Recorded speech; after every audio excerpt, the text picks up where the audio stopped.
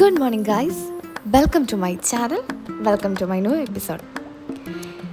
സമയം ഇപ്പോൾ ഒരു 12 മണിയായിട്ടുണ്ട്. ഇടുക്കിയിലെ വീട്ടിൽ നിന്ന് നമ്മൾ ഇന്നൊരു യാത്ര പോവുകയാണ്. പ്രിൻസസ് ഓഫ് ഹിൽസ് അഥവാ മലനിരകളുടെ രാജകുമാരി എന്ന് വിളിക്കപ്പെടുന്ന കൊടൈക്കനാലിലേക്കാണ് ഇന്നത്തെ യാത്ര.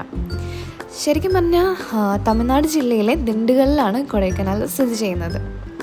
നമ്മൾ പോകുന്ന റൂട്ടെന്ന് പറയുമ്പോൾ കട്ടപ്പന ടു കമ്പം, തേനി വഴിയാണ് നമ്മൾ കൊടൈക്കനാൽ പോകുന്നത്.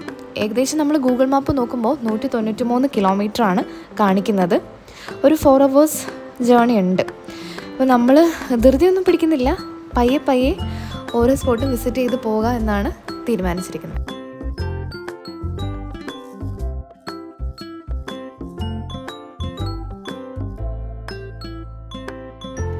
ആക്ച്വലി 4 മണിക്കൂറുള്ളെങ്കിലും പയ്യെ പോകാം എന്നുള്ളൊരു തീരുമാനം ഉണ്ടായത് ഞാൻ കാരണം എനിക്ക് മോഷൻ സിക്നെസ്സിൻ്റെ കുറച്ച് പ്രോബ്ലംസ് ഉണ്ട്. ക്ലോസ്ഡ് ആയിട്ടുള്ളൊരു കാറിലോ അല്ലെങ്കിൽ പണ്ട് നമ്മൾ ടൂറൊക്കെ പോവില്ലേ, അപ്പോൾ ടൂറിസ്റ്റ് ബസ്സിലൊക്കെ കയറുമ്പോഴത്തേക്ക് എനിക്കൊരു ഛർദ്ദിൽ എന്തായാലും ഉറപ്പുള്ള കാര്യമാണ്. പക്ഷേ ഇപ്പോൾ കുറേ മാറ്റങ്ങളൊക്കെ ഉണ്ട് കേട്ടോ. ചിലപ്പോൾ നമ്മൾ ട്രാവൽ ചെയ്ത് നമ്മുടെ ബോഡിയൊക്കെ അങ്ങോട്ട് അഡാക്റ്റ് ആയപ്പോഴത്തേക്കും ഇതൊക്കെ ഒരു വിഷയമല്ലാണ്ടായി കാണുമല്ലേ. ആദ്യം ഞങ്ങൾ പ്ലാൻ ചെയ്തത് കമ്പം, തേനിയൊക്കെ വിസിറ്റ് ചെയ്തിട്ട് അതിനുശേഷം നമുക്ക് കൊടൈക്കനാൽ പോകാമെന്നായിരുന്നു. പിന്നീട് ഞങ്ങൾ പ്ലാൻ ഒന്ന് ചെറുതായിട്ട് മാറ്റി കേട്ടോ. എന്താണെന്ന് വെച്ചിട്ടുണ്ടെങ്കിൽ ഞങ്ങൾ ഇറങ്ങിയപ്പോൾ തന്നെ ഒരു 12 മണിയായി. നമ്മൾ ചെല്ലുമ്പോഴത്തേക്കും ഒരു ഈവനിങ് ടൈം എടുക്കും. നമ്മൾ മുന്തിരിപ്പാടമൊക്കെ കാണാൻ ഏറ്റവും നല്ല ടൈം മോർണിംഗ് എന്നാണ് പറഞ്ഞു കേട്ടിട്ടുള്ളത്. അപ്പോൾ പിന്നെ അങ്ങ് തീരുമാനിച്ചു ഇനിയിപ്പോൾ കൊടൈക്കനാലിൽ നിന്ന് റിട്ടേൺ വരുമ്പോൾ അങ്ങനെ കയറാമെന്ന്. ശരിക്കും പറഞ്ഞാൽ മുന്തിരിപ്പാടങ്ങളുടെ ഒരു പർദീസ തന്നെയാണ് കേട്ടോ ഈ തേനി എന്ന് പറയുന്നത്. പണ്ടൊക്കെ നമ്മളൊരു ട്രിപ്പ് അല്ലെങ്കിൽ ഒരു ടൂർ എന്നൊക്കെ പറയുമ്പോൾ ഹിൽ സ്റ്റേഷൻസ് ആയിട്ടുള്ള ഊട്ടി, മൂന്നാർ അങ്ങനെയൊക്കെയുള്ള കാര്യങ്ങളാണ് നമ്മൾ ചൂസ് ചെയ്യുന്നത്. പക്ഷേ ഇപ്പോൾ ട്രെൻഡൊക്കെ കൂടുതലൊക്കെ മാറി നമ്മൾ മുന്തിരിപ്പാടങ്ങളൊക്കെ കാണാനായിട്ട് നമ്മൾ മലയാളികൾ കുറേ പേര് നമ്മൾ അങ്ങോട്ട് പോകുന്നുണ്ട് കേട്ടോ. കൂടുതൽ ആൾക്കാർ ഈ ഫോട്ടോഷൂട്ട്, സേവ് ദ ഡേറ്റ് ഇങ്ങനെയുള്ള കാര്യങ്ങൾക്കായിരിക്കും ഇത് യൂസ് ചെയ്യുന്നതെന്ന് തോന്നുന്നു.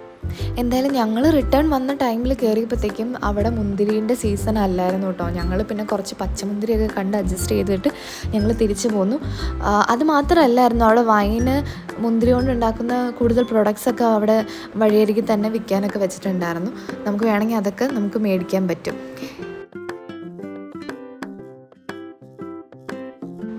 അതേപോലെ തന്നെ എനിക്ക് അവരുടെ സ്പെഷ്യലായിട്ട് തോന്നിയത് ഫുഡ് തന്നെയാണ് കേട്ടോ.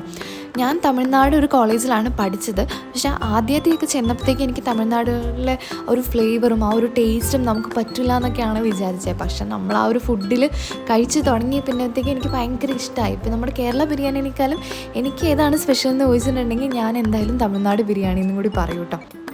ബിരിയാണിയുടെ ഒപ്പം തന്നെ അവിടുത്തെ വെയിറ്റർ ഞങ്ങൾക്കൊരു കാട് ഫ്രൈയും കൂടി സജസ്റ്റ് ചെയ്തിരുന്നു. ഞാൻ എൻ്റെ ലൈഫിൽ കഴിച്ചതിൽ ദി ബെസ്റ്റ് കാട് ഫ്രൈ എന്ന് പറയാൻ പറ്റും. അത്രയ്ക്ക് ടേസ്റ്റായിരുന്നു അവിടുത്തെ കാട് ഫ്രൈ. നിങ്ങളെന്തായാലും പോകുന്നുണ്ടെങ്കിൽ അവിടുത്തെ എക്സാക്റ്റ് ലൊക്കേഷൻ, ഞങ്ങൾ ഫുഡ് കഴിച്ച ലൊക്കേഷൻ വേണമെന്നുണ്ടെങ്കിൽ താഴെ ഒന്ന് കമൻറ്റ് ചെയ്താൽ മതി കേട്ടോ. പിന്നെ ഒരു ഈവനിങ് ടൈം ആയപ്പോഴത്തേക്കും ഞങ്ങളൊരു ചായയൊക്കെ കുടിക്കാമെന്ന് പറഞ്ഞിട്ട് ഡ്രൈവ് പിന്നെ കണ്ടിന്യൂ ചെയ്തു. ഞങ്ങൾ കുറേ കടകൾ നോക്കി, പക്ഷേ ആ സൈഡിലൊന്നും നല്ലൊരു ഷോപ്പ് അല്ലെങ്കിൽ ഒരു ചായക്കട കണ്ടില്ല. പിന്നെ ഞങ്ങൾ കണ്ടൊരു ഷോപ്പിൽ ചാടി കയറി ചായ കുടിക്കാനായിട്ട് ഇറങ്ങി. പക്ഷേ അവിടുത്തെ ചായ എനിക്ക് അത്ര പിടിച്ചില്ല. എന്താണെന്നറിയില്ല, മേ ബി ആ ഷോപ്പിൻ്റെ ആണോ അപ്പം സമയം ഇട്ടതിൻ്റെ ആണോ എന്ന് അറിയത്തില്ല. അതങ്ങ് എനിക്ക് ഇഷ്ടമായില്ല. പിന്നെ വിചാരിച്ചു ഞങ്ങൾ ഫ്രണ്ടിയിട്ട് കുറച്ചുകൂടി അങ്ങ് പോയപ്പോഴത്തേക്കും പിന്നെ കുറച്ച് കരിക്കൊക്കെ കണ്ടു. എന്നാൽ പിന്നെ കരിക്ക് കുടിച്ചേക്കാമെന്ന് തീരുമാനിച്ചു. ഞാൻ പിന്നെ അപ്പം തന്നെ വണ്ടിയിൽ നിന്ന് ചാടി ഇറങ്ങി കേട്ടോ. എനിക്ക് ഈ ട്രിപ്പ് എന്നൊക്കെ പറഞ്ഞാലും ശരിക്കും നമ്മൾ ഈ കാണുന്ന കാഴ്ചകളും കഴിക്കുന്ന ഫുഡുമാണ് നമ്മുടെ ഈ ട്രിപ്പിൻ്റെ മെമ്മറീസ് എന്ന് എപ്പോഴും പറയും. നല്ല ഫുഡ് കിട്ടുകയാണെങ്കിലും നല്ലൊരു ട്രാവൽ നമുക്ക് പറ്റുകയാണെങ്കിൽ തന്നെ നമ്മുടെ ട്രിപ്പ് ഓൾമോസ്റ്റ് ഒരു 95% സക്സസ്ഫുൾ ആണ്. നമുക്ക് എപ്പോഴും മെമ്മറീസിൽ സൂക്ഷിച്ച് വെക്കാനും നമുക്ക് മറ്റുള്ളവർക്ക് സജസ്റ്റ് ചെയ്യാനും പറ്റുന്ന 2 കാര്യങ്ങളാണ് ഇത് രണ്ടും കേട്ടോ. ശരിക്കും പണ്ട് ഏതോ ഒരു സമയത്ത് ഞാനൊരു വീഡിയോ കണ്ടിട്ടുണ്ടായിരുന്നു, നിങ്ങൾ പലരും കണ്ടിട്ടുണ്ടെന്ന് തോന്നുന്നു. നമ്മൾ കരിക്കൊക്കെ വെട്ടുമ്പോഴത്തേക്കും അതിൻ്റെ ഇങ്ങനെ ബ്ലഡൊക്കെ തെറിച്ച് അങ്ങനെ കുറച്ച് അന്ധവിശ്വാസമാണോ എന്ത് വിശ്വാസമാണോ, എനിക്ക് അങ്ങനത്തെ കുറച്ച് കാര്യങ്ങളൊക്കെ ഉണ്ടായിരുന്നു. അപ്പോൾ എനിക്ക് കരിക്ക് കുടിക്കാൻ ഭയങ്കര മടിയായിരുന്നു.